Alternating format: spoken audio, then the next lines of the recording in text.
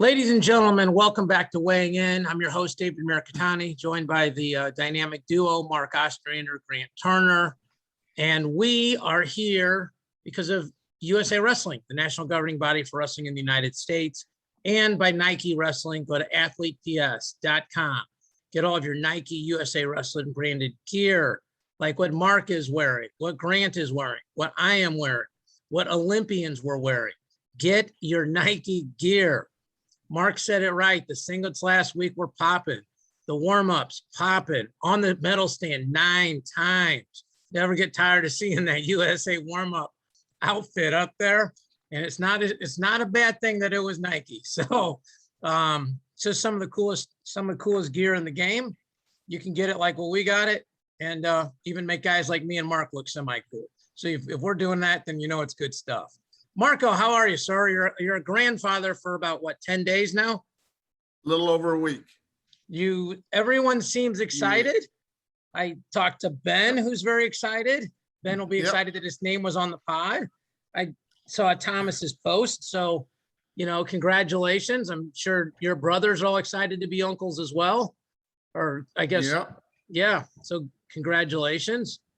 Yeah. Grant, you're back to normal. You went to the stalemates thing. You're going to Grandview golf outings. Probably back to sleeping at normal times, I would guess, and no more crazy food of the day posts for a little while. Is that all correct? We'll start to get back into the crazy food posts of the day. I got a couple of them that I've been saving for a little while, and we'll just see. We'll see how people react to it now that I'm back in the States. But yeah, happy to be back and looking forward to being home for a little while. Hey Grant, when did the kids come back to school at Grandview? Today was their first day of school, so they all had their brand new backpacks on, and had their schedule in their little binders ready to walk into class. So it was a good day for students all over the state. Good. Grant, just super cool food, independent, really imaginary food from Japan is not the same at shopping in aisle 17 of Costco. Okay, those are not the same things. So I think I'm single-handedly keeping Costco in business. So just crushing that game. All right, let's talk about Junior Worlds. Okay, there's some very interesting things to get into here. Mark and I had an interesting conversation about the transition of our country from Greco to doing really well in cadets to not doing well at the senior level. And this tournament is where you start to see it. So this is off of Flow Wrestling. I made this super big. So like font 82 for guys like Mark and I. Grant has been so kind as to point that out numerous occasions. The font size of my text messages. I appreciate that, GT. You're the man. Anytime. So 55 kilos, Billy Sullivan, Legends of Gold guy, loses and does not get pulled through. Nick Buzakis beats the Portugal wrestler, loses, does not get pulled through. LaJoy loses, does not get pulled through. Damon loses, does not get pulled through. Singleton, same thing. Fagan, same thing. Kodiak Stevens loses 2 shutout matches after getting pulled through. We'll skip Braxton Amos. Luffman went 0-1 and did not get pulled through. Braxton Amos wins 8-0, wins by fall, loses 8-0, wins 8-0. To remind people, 8-0 is a tech fall in Greco-Roman. So 2-1 in tech falls and then got a fall. I think the historical context of Braxton Amos doing this well in Greco is he's the first guy since Adam Kuhn to medal in both styles at the junior level.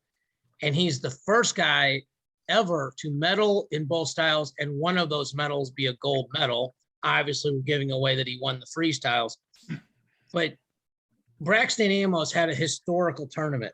There's a couple different directions we can go here. We can talk about the overall U.S. performance, how now we're starting to get into that phase where these guys that are in college are not doing Greco the vast majority of the year. We can talk about what a freaking hammer Braxton Amos is. And we can talk about what I think is an interesting thing is, what weight is Braxton Amos going to wrestle? It seems like people think he's just going to go 197, which then obviously adds up to a lot of interesting things with, Ferrari and Bonacorsi and Rocky Elam and, all these, Jacob Warner and J.I.L.O. and all these other guys. I'm not sure he doesn't end up going heavyweight because I feel like 213. I don't know how much weight he's cutting, but he certainly didn't look like he was a small 213 pounder. So, Mark, I'll let you go first. If you want to start with Greco or Braxton, wherever you want to start. Probably go with Braxton. He was as impressive as anybody I've seen in a long time. And I watched all his freestyle matches. I watched all his Greco matches. Doing this in 1 week in the competition that he had to go against was phenomenal. I haven't been this impressed in a long time. I know Kuhn was able to do it at heavyweight, but he didn't win gold. And he had a gold, in the freestyle, and then turned around and got, the bronze in Greco. So, man, hats off to him. This kid is just flat out tough. I mean, there's no other way to say it. Some of the moves he hit, some of the throws, the Greco throw that he hit in freestyle for 5 was the prettiest move I've ever seen. And I've seen some throws. It was. Did you see okay, gorgeous. I'll put Kennedy Blade's 5-point move up against it too. But yeah. The Kennedy Blades did it from behind. This Kennedy Blades also literally redid the USA Wrestling logo. But go ahead. I thought you killed the girl, first of all, to be honest with you. But I did, he was just so impressive the whole weekend. In Wisconsin, when we go back into collegiate, they got a winner on their team. This guy is going to be a force for the next 4 years. So that's the impressive part. He hasn't even stepped on the collegiate mat yet. This guy can flat out wrestle, and he's a winner. And you can't coach kids to be winners if they aren't winners when they come into your room. It's really hard. You can ask Grant to teach a kid when he's already in college to be a winner. If he hasn't been a winner somewhere down the road, is really, really hard to do. This kid knows he's one of the best in the world, and he's going to expect that every time he goes out. Yeah, GT, Mark and I were talking off the air about your knowledge of international guys, your ability to rattle these names off and pronounce them. And, besides the fact that you're a smart guy in general and a good person, your international knowledge is really the primary reason why we have you, on with us in these summer months. So I think you can really put in perspective, probably better than Mark or I can, this accomplishment. So having been a guy that follows this for so many years and being so well connected to USA Wrestling for these years, how eye-catching, how eyebrow-raising was this performance by Amos? I mean, historic is the proper terminology for it. I mean, first and foremost, like the men's freestyle, system has done extremely well as of late. They've, been world champions this past Olympic quad. They've had an extremely great Tokyo. I mean, Braxton, you got to remember, he got second at the senior level, only to, Tracy Hancock, or else he could have been an Olympian this year as a junior. So this kid is the real deal. And then putting the international scope on this as a junior for Braxton is, it's phenomenal to see, because if you guys remember Kuhn, when he was a junior, that man was ginormous. And I think you can get away with a lot of things when you're at a younger age group, especially at heavyweight, because there's a lot more early maturing kids. Once again, it's the world championships. So it's not like the big guys aren't grown everywhere. But as dominant as Braxton was, both in freestyle and then, basically only losing to one Russian in Greco, I mean, it's a dominant performance. And as Mark said, his throw against that gentleman to win that match, pretty stinking cool. But you got to remember that we've had, some success in freestyle within, the junior weight classes. But, in Greco, I think some of those guys, maybe got a bit of a raw deal on some of their draws. Some of the other guys that we had listed off, like, Bazakis and some of those other guys, they got some talent on that team, and maybe didn't reflect in the results, but got to remember, a lot of the other places, they prefer Greco to freestyle in a majority of the world. So it's hard to put the teams results in perspective, because I mean, some of these guys, I mean, we could go all the way into the spreadsheet and look at all those guys, but as they develop from juniors, you're going to see these guys on, U23 teams. You're going to see them at the Euros. You're going to see them at the Asian Games, and then you'll see those guys, potentially on some of these rosters in Paris. So, keep an eye out for some of these guys that we wrestled at the junior championships and see where we are in about 3 years. Yeah, well said. It's interesting talking to you guys, because when I first did the podcast with Hamilton, it was like I was the smart guy going through the details of the rankings every week, which obviously Mark helped me out with a lot. But on that pod, I was the one explaining why we had guys ranked here. And it's interesting sort of almost being the navigator of this. Let's start with a couple obvious statements. The USA women's teams at all levels are unfreaking believable. Let's just say that. Our Olympic team was amazing. This junior team wins it. Jess Medina is probably one of the best coaches in the country, probably the best coach in the country that nobody's talking about on a weekly basis. And I think what's cool is how much it's crossing into mainstream culture. Jordan Burroughs put out a tweet that said, if the last month hasn't shown you how good, I mean, I'm paraphrasing, I might have some of this wrong, but like how great American women's wrestling is, my daughters will try wrestling. And the amount of retweets with the commentary that got is great. And Jordan is a very media savvy. He knows what he's saying and doing. So for him to feel that good about it, to put it out is awesome. Let's look at the results. Shilson, gold, obviously on the hard side of the bracket. When you start out 6-3, 10-7, and you finish 10-0, 10-0, we'll see multiple stories here as we go through of people coming through the hard side of the bracket. I believe, and GT, she's a Pinnacle young lady, correct? Yes. Yeah, okay. Gallegos goes 5th, win, lose, and then lose in the 3rd place match. Stroud, from up near me here at McKendree, wins and then loses 2 matches to Kyrgyzstan and Mongolia. We go 1 and out at 57. We go 1 and out at 59. Karina Blades, who I think is going into her sophomore year in high school, if I'm not sophomore or junior year in high school, because Kennedy is going into her senior year in high school, goes win, win, lose to the champ, and then win to get bronze. And the Blades, shout out to Izzy Martinez, doing a great job with them. And Izzy's also, I think, doing keto or something, because he looks fantastic in some of those pictures. So way to go, Iz.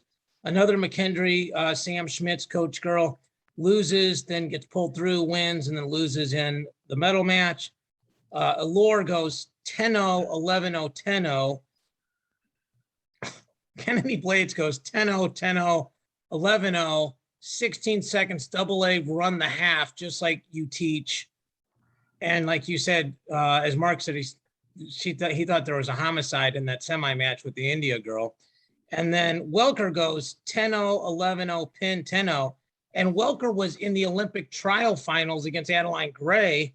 GT's nodding, so I feel like I'm in good shape there.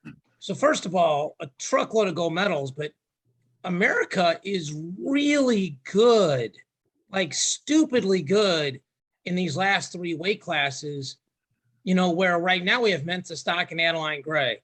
GT, I'll let you go first. Just anywhere you want to go with this women's team or girls team, however you want to say it. Yeah, I mean, the age group category for this, once again, historic run. I think these girls are, Kennedy Blades, getting 2nd at the Olympic trials at the senior level to Mensa Stock. Kylie Welker, 2nd to Adeline Gray at the Olympic trials at the senior level. Some of these other girls are, just to single those 2 girls out would do a disservice just to his entire team, because even some of the girls that didn't place, they're beasts. This is just one tournament. So they, all Americans, national champs through age group levels, and then entering into college or into high school right now. So this team, from top to bottom was just stacked. And, as you can see, there's a lot of dominating performances, a lot of 11-0s, a lot of 10-0s, a lot of, maybe first period pins. But yeah, historic three champs, Shilson, Blades, and Welker, and Allure in the past 2 world tournaments. So 4 champs. 4 champs, yeah. Yeah. And I don't think Allure's had a single point scored on her in 2 world championships. Somebody what it- posted like how long it's been since somebody scored on her. And Like she's, I mean, maybe the alarm clock got one with the snooze bar or something. Yeah. Like. well, and huge shout out to Valentine, who is, you know, her personal coach and Okay. a tremendous talent that, you know, that she has and a lot of the women have. And, you know, Valentine's worked with the people of, you know, Pico, Helen Maroulis. So he's a very, very, very good coach. I believe he's training out of the New York RTC. So huge shout out to those guys. And once again, to single her out specifically on her past 2 performances. She's a beast. Yeah, and Valentin Klikov is one of the best. I mean, he's good friends with Kendall Cross. So I mean, that's part of that relationship too. So Mark, I know you were watching a lot of this stuff. Besides the Kennedy Blades USA Wrestling picture, what were some of your takeaways from this? Well, I thought Izzy looked really good. So, you know, I appreciate that because I've known Izzy since he was a college kid. I became a big fan of women's wrestling in the last 3 weeks. I did not watch a lot of women's wrestling in the past, but I have come on board now, and it is so much fun to watch these women compete at the level that they're competing at. I don't know what to say. I would not even want to get on the mat with Kennedy Blades. I'm afraid that she might kill me. She is so talented, and she's still in high school. It's just amazing what these young people are able to do. I think some of the things that I noticed throughout the tournament, David, was that our high school kids, and I'm not talking Greco, I'm talking freestyle and men's. And then you get into the women's. When you talk Greco and freestyle, I think the guys that were younger, still in high school, had a much harder time at the Worlds, obviously. And they haven't matured enough to wrestle with guys that are, you know, a little bit older, that, you know, have already been through a year in college. It makes a big difference when you're not even a senior in high school and you're going up against guys that have already been in college and We're going to get to the boys in a minute for sure. I understand. What I'm saying is that these women are so talented, they're still in high school, and they're going up against these people that have been doing this now, that are, you know, 2 or 3 years older than them, yet they're competing at the highest level. I mean, they're scoring points like, it's just amazing. It's so much fun to watch. So just so you know, I've become a big fan in the last, you know, since the Olympics. I watched almost all of it in the Olympics of the women's, and I watched most of the juniors, and I couldn't be happier for what it's going on in the United States with women's wrestling right now. I'm so happy, and they deserve everything they've got because they work their butts off, and it's real wrestling. These ladies can wrestle. So kudos. Mark Ostrander has decided this year to get a laptop, okay, to get on a podcast and to love women's wrestling. And in a serious note, because Mark and I talk every week, maybe there's like 2 months in the summer where we leave each other alone, but during the season, at least once a week when we were doing the rankings or talking about the rankings, and when I would talk about the international things going on, it just wasn't of interest to you. It wasn't, I don't think Greco was of much interest to you. I don't think it was a men's thing. I think it's just, you love collegiate wrestling. That's where you made your bread and butter. So I want people to understand that, but I give you a ton of credit for just saying that out loud, that you know, but here's the thing, Mark, I think you represent about 10 million people. I think there's a ton of people that are like, man, women's wrestling is freaking awesome. Like Mensa Stock was at WWE the other night. You know, I mean, I was talking to somebody about her that said everything you see about her is legit. Somebody donated a food truck to her mom so that she didn't have to spend her living the dream money on that. And by the way, shout out to USA Wrestling. They paid out $950,000 for Olympic medalists, which is freaking amazing. Almost $1 million.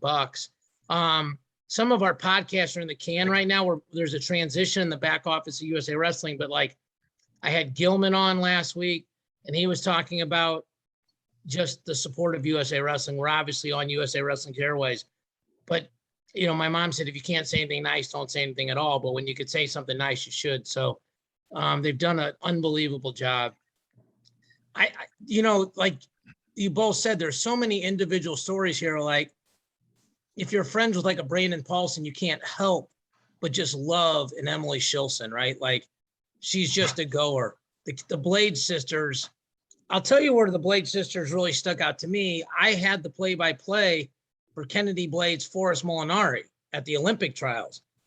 And I think most of us are like, okay, Forrest is going to make the finals. And then she's probably the underdog against Mensa Stock.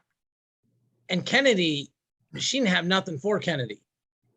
And Kennedy wrestled her like she just expected to kick the crud out of her. Like not in a just like, I'm just a lot better. I'm really good and I'm going to win this match. And she genuinely broke down when she won that finals match.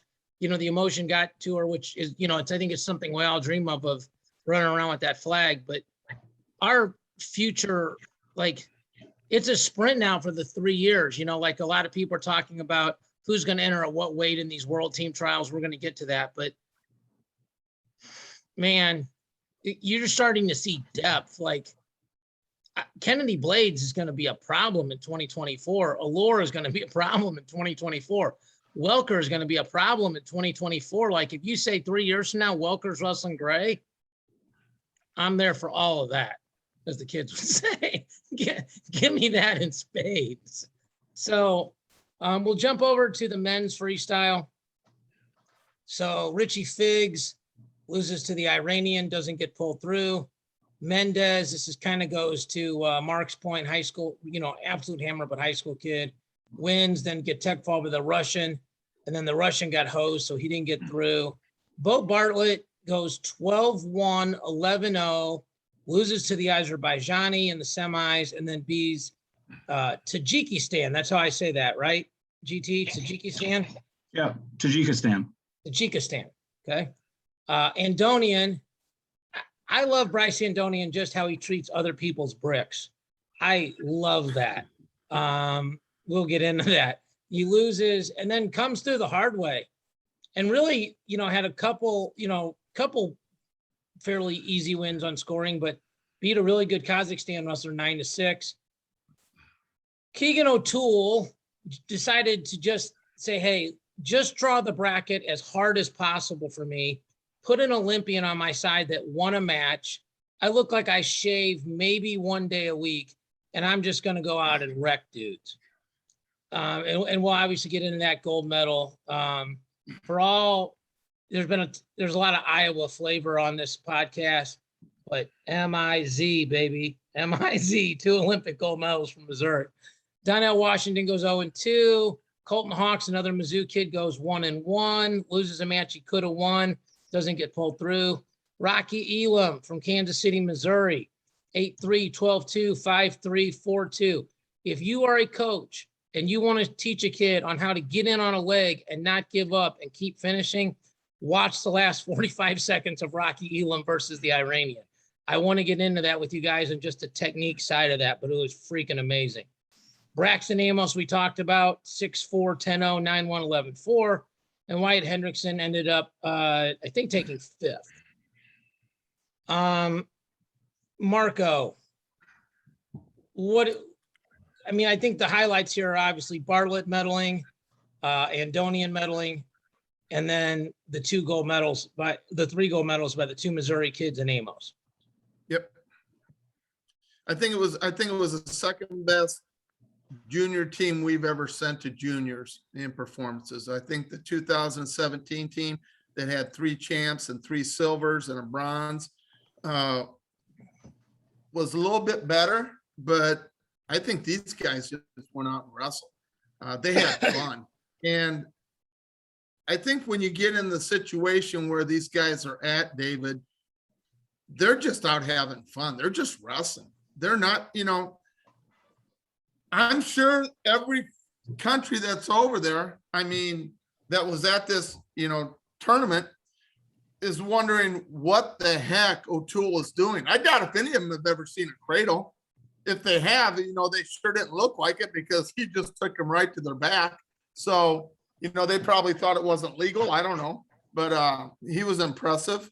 Braxton obviously was impressive, and Elam was, we both knew last year how good he could be, and he just keeps proving it time in and time again. So, overall, they were all the college kids though, and so like we had said earlier, you could tell that they matured a little bit more and was able to, go through this. And I think our young guys are going to be fine, obviously. It was fun to watch. I'll say this real quick and then flip it over to you, GT. I've known Rocky Elam forever. His dad is a friend of mine. Zach Elam wrestled in our event. Rocky wrestled in our event. Rocky would lose to a kid named Devin Winston coming when he was in high school. Winston was a year or two older. Winston was actually the #1 kid in the country at one point. Rocky doesn't have a style that's as flashy as, like, say, a Ferrari. And, he hadn't been on a world team.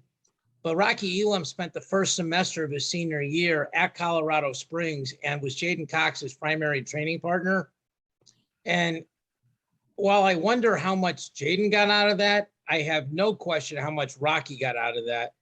And his incline, his life of improvement, the first thing when you talk to a Mizzou coach about Rocky is how he lives Tiger style. Every single thing is.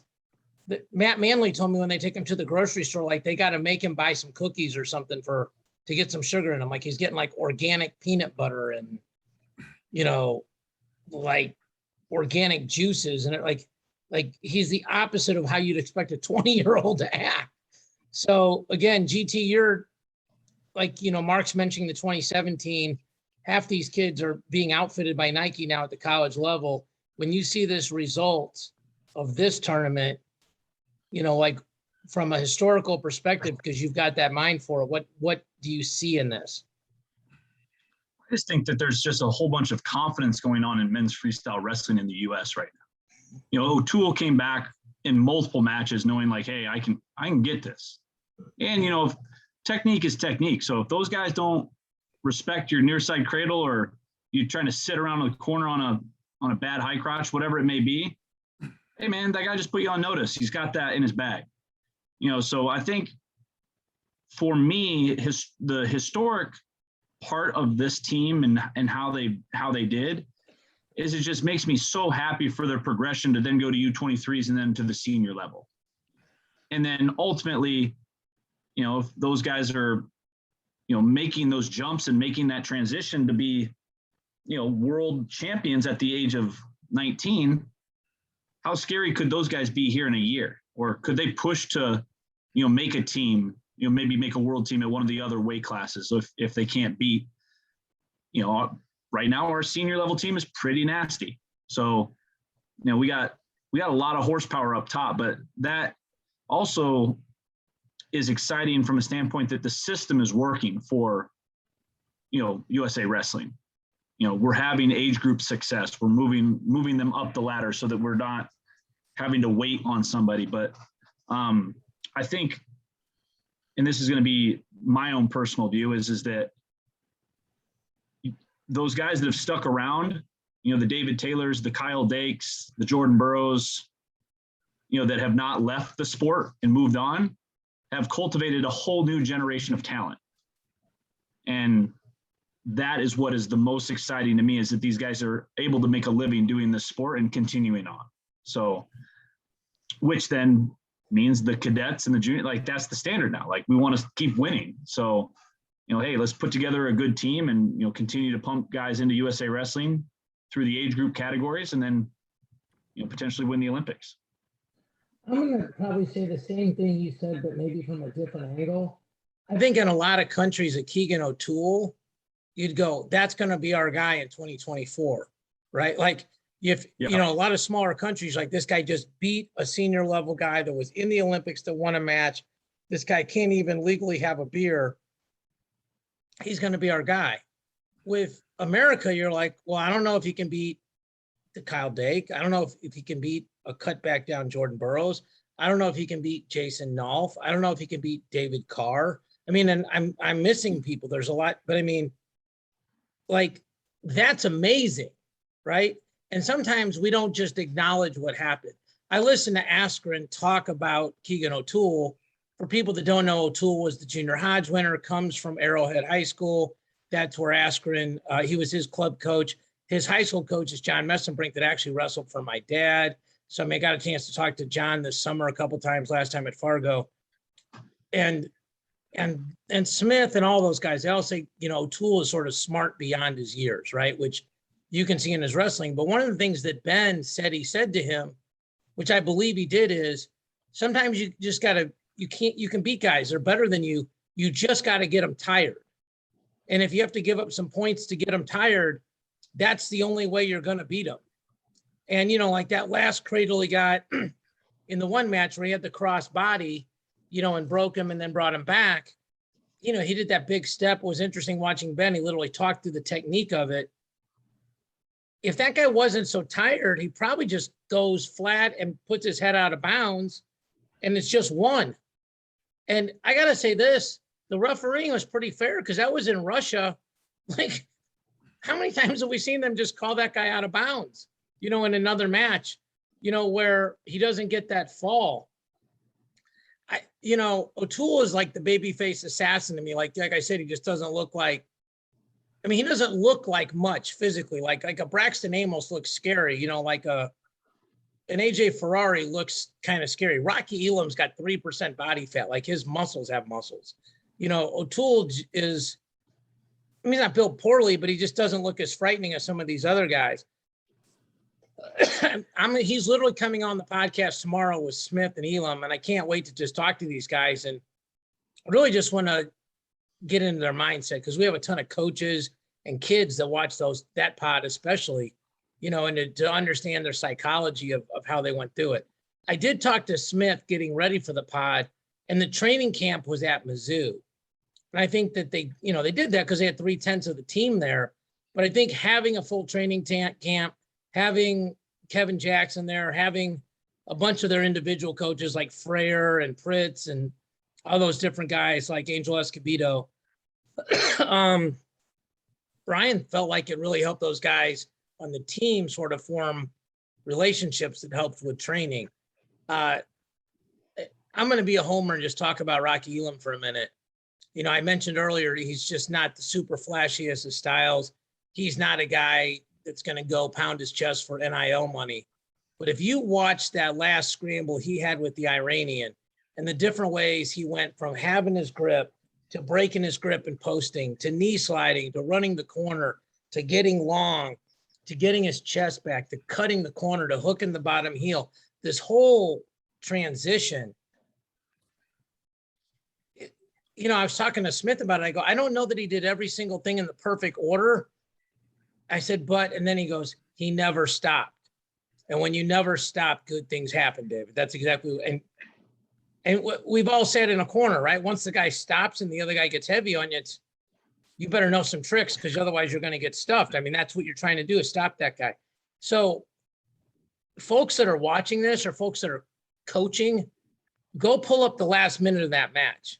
It's a clinic. And we're actually going to have Rocky and O'Toole in at Border Brawl on October 17th. And we're going to do a quick clinic with those guys. And I think we're actually going to focus on just Rocky finishing shots and O'Toole teaching people how to cradle and win world titles. So that'd be a fun one to be a part of. I am genetically incapable of getting a lot of cradles, but I'm still going to watch and learn in case I wrestle any real short guys. So, and, you know, Amos, like we talked about, his accomplishment is even more historical in the context of the Greco. You know, like he did this and then goes, and, you know, his Greco teammates are dropping like flies and he's getting it done. And I mean, it's super impressive. And there's some guys on this team that didn't medal that I think are going to do some amazing things in college. if you said 2 national titles for Richie Figueroa, I don't think I would disagree with that.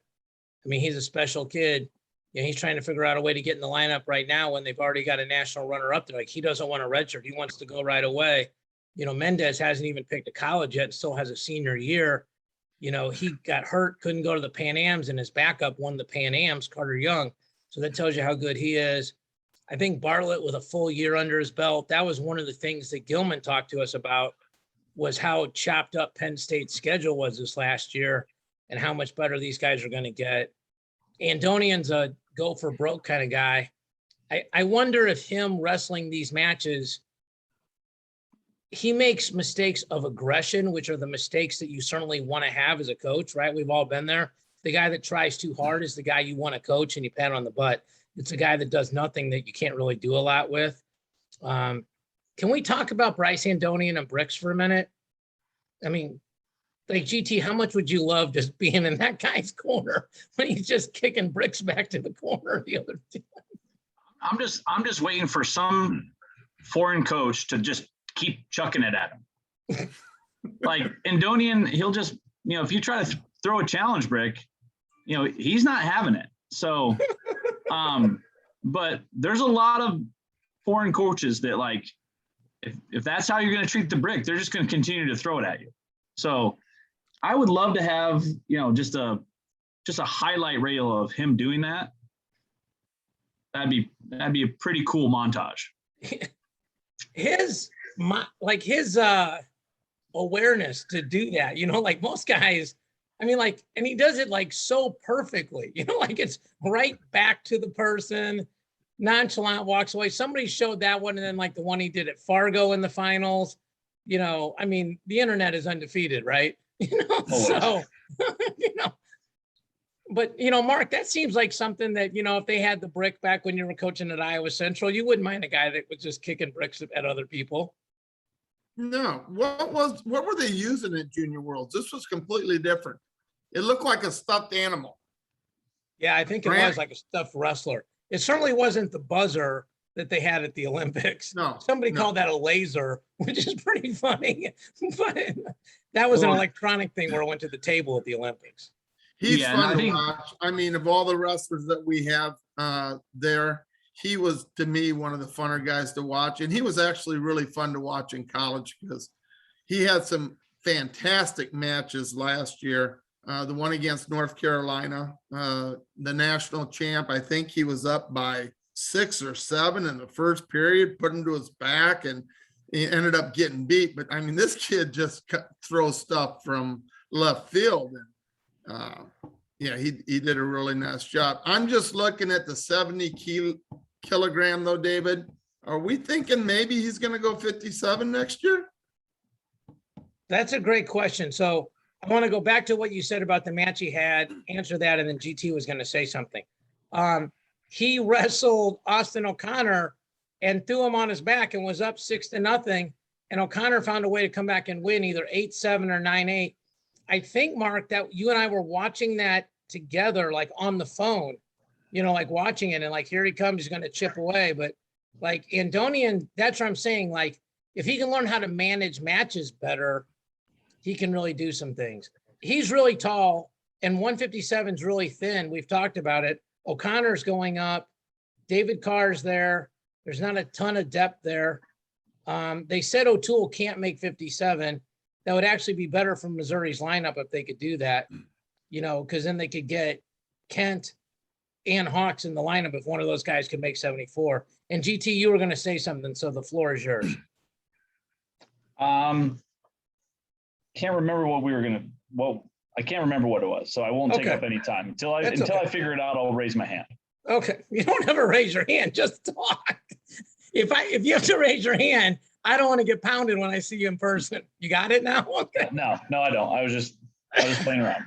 I think what's interesting is, you know, we're talking about guys going different weight classes like Bartlett, you know, clearly he can make 143. Does he go 141? You know, does Nick Lee stay at 41? Does, you know, obviously one of those guys is going to go 49. You know, this starts obviously, you know, we have the world team trials and then the world, and then we hit college. really quick. And that's when we're going to start looking at people putting out rankings and, all these kind of things, but it's an interesting hodgepodge of what can happen at some of these weights, like one of the more interesting ones, which we didn't talk about from the Olympics. We did not talk about Miles Amin because he's not an American per se. He was from San Marino. But A, he's a flag bearer. B, he won a bronze medal for the Cliff Keen Wrestling Club out of Michigan, Sergei Beloglazov and Sean Bourmet. And when Mark and I did our fantasy pool, we both said we thought Ferrari would just be too big and strong for me. We didn't think he was necessarily a better wrestler, but just too powerful. And where he wrestles on the outside, that's power and explosiveness mattered. And that's literally what happened. Like, we get plenty of matches wrong, but we did get that match right. To me, Amin's a 184 pounder in college. That's where, he was at 74 and then went up to 84. And then I think he didn't want to cut any weight because he didn't want to be 5 pounds under his Olympic weight, which I get. But I think if Michigan's going to make a run, especially with Patrick Bruckey there at Michigan transferring over from Princeton, you put him at 84 and that's a different looking dude. I think, like, he's right in there with all, like, I feel like he could wrestle with an Aaron Brooks, don't you? I don't know if anybody can wrestle with Aaron Brooks. Well, Heidley did. Was 3-2. Yeah. I mean, I personally, and once again, I'm thinking as far as Miles Amin is concerned, yeah, maybe it's the best thing for the team, especially when, like, he's got a little bit more time in between, the NCAA tournament and then maybe the World Championships. So he has a little bit more time to refuel rather than on a short lead time going into the Olympic Games. So, but, when it comes to the 184 pound weight class, some of those guys are studs. I mean, Aaron Brooks is on top of the mountain right now, so not want to take anything away from him. And he is also a really, really good freestyler. Miles Amin is an Olympic medalist. I think he can wrestle with Brooks if he can, be solid at that weight. And then, of course, Mark's absolutely correct. Like, Brooks is a beast. He's a pretty talented guy. Now, once again, it's wrestling. Anything can happen. And a lot of those guys will have a lot more time to catch up to him. But doesn't mean that Brooks is, head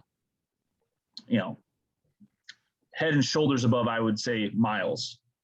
But if Miles can make that weight class, it would be a good matchup, especially seeing each other at the Big Tens, in the dual, NCAA tournament. They're going to see each other a few times if they decide that they're going to be at the same weight. And you said it in a very interesting way, GT, which is maybe we shouldn't be saying, can Miles Amin go with Aaron Brooks? Maybe we should be saying, can a freshman that won nationals go with an Olympic bronze medalist? Maybe we're looking at it the wrong way. Something else that popped up in my head, and Mark, if you want to talk about something else, it's fine, but it wouldn't be shocking to me if Aaron Brooks was wrestling David Taylor off for the spot in 2024. They had it this year with Nickel and him. That's a different conversation, but what Nittany Lion did this year was pretty freaking crazy. What Penn State did in the national finals is pretty crazy. You were going to say something, Mark, and I apologize. No, I wanted to say one thing that I noticed, and I may be the only one that notices it, but is Braxton Amos, is he like a clone of Kyle Schneider? They seem like they wrestle a lot.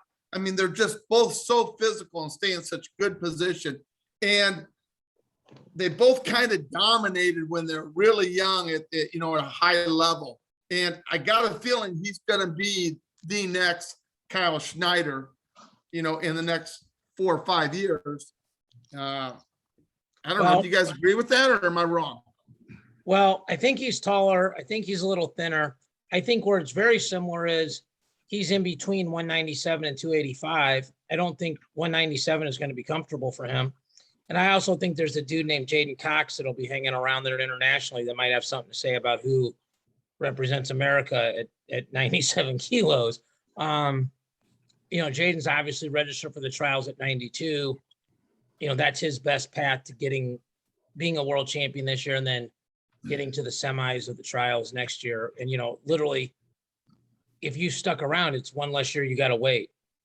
Amos is special for sure. I think we've all made our comments on that and agree with that. I just think it's like somebody said that, I think I said this last week. I think I've slept on how good Snyder is. He has 6 world medals and he's 25 years old, 6 Olympic and world medals, and it's just because he started out hot and had 3 golds and, now has a bronze and a couple silvers. I mean, even my tone boy, I had a bronze, that's amazing.